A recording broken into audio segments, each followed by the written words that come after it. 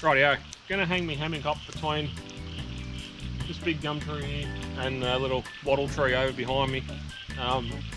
Looked up, made sure there's no deadfall, no widow makers, nothing's gonna come down overnight. As you may have seen from previous videos, I don't do a lot of bushcraft. It's good to be able to know some basics on bushcraft. Knots are a personal thing. As long as you can tie lots, it works. You can go on YouTube. There's a lot of channels, especially in the States, on bushcraft and that sort of thing, going out. Some survival, some just going out hiking, camping for the night.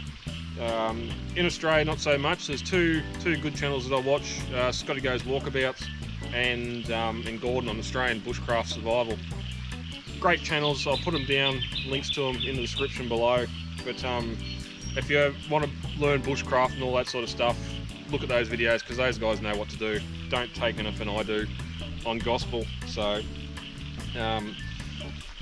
Ridge Outdoor Gear, basically went on YouTube, checked out some hiking reviews and that of a good, cheap, basic entry-level hammock. Ridge seemed to be one of the cheaper ones, although Australian dollar and shipping to Australia, even though it come from Amazon,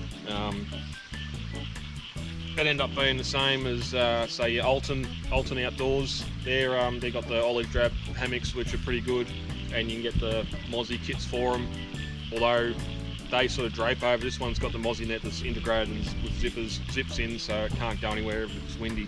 So I'm going to attempt to put this hammock up now.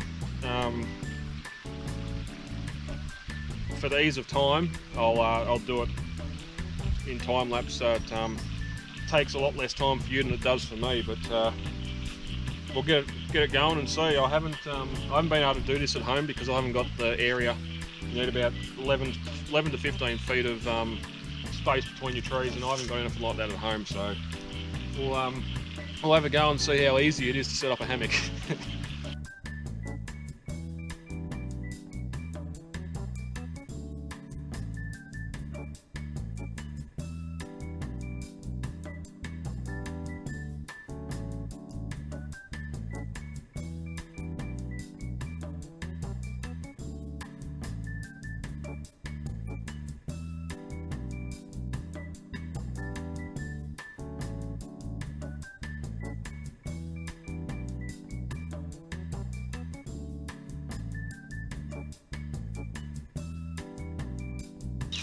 Alright, so let's have a look at what I've done.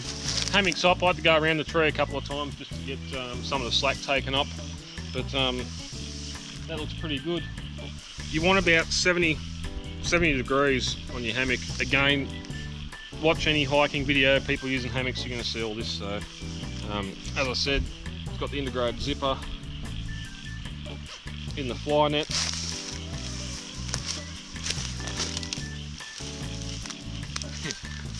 Hoochie, ridgeline, again with your hoochies or any tarp, you want to have them the most effective. You want your ties or your ropes going pretty much diagonally out from the way it is. If it's sort of square off or too much one way, it's going to flap and not pull tight, but that's pretty good. You might notice too that the hoochie's shorter than what the hammock is. That'd be one thing to keep in mind for later. I was looking at getting a 3x3 or a 3x3.5 tarp anyway, to just to give you a bit extra room. You could have a chair under you if it was going to rain or whatever else. But I suppose there's only one thing for it. First attempt getting into a hammock. Take one. They say the first step's always the hardest, so. Oh. Alright, I'm floating. Oh, I probably should kick my boots off of this. Anyway, we'll go in.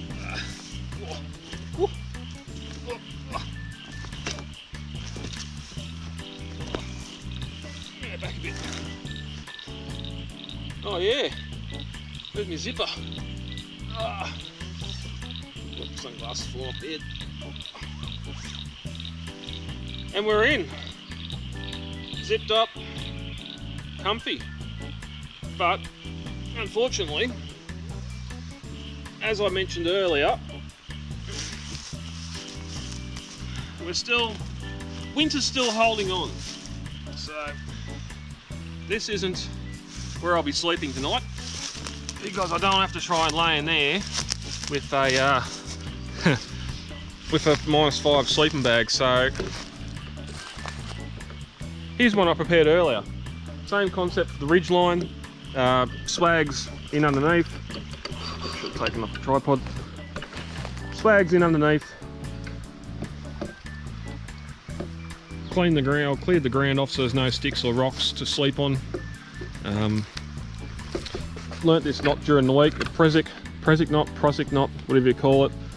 It's great for ridge lines and that, just being able to pull tight, bit of bushcraft. Again, the less stuff you have to take with you, the easier. Oh, I've just tripped over the guide wire. Yeah, and looks like Spider-Man's been at work around here with all the guide wires and ridge lines going everywhere, but I'll be staying on the creek side for most of the night anyway, so I shouldn't have any trouble running into things, tripping over guidelines. So I'm pretty happy with that. Can't wait for it to warm up a little bit more and be able to only carry that while you're on the bike. Hell, even in the ute, if I can get a comfy night's sleep out of it and not get wet and not get cold, it'll do over summer. So that's pretty good. Again, you're just using bushcraft, anything you can find. Where's this? I've got a rock here for that one there because I've tripped over it now. It's gone a bit loose, but yeah, perfection.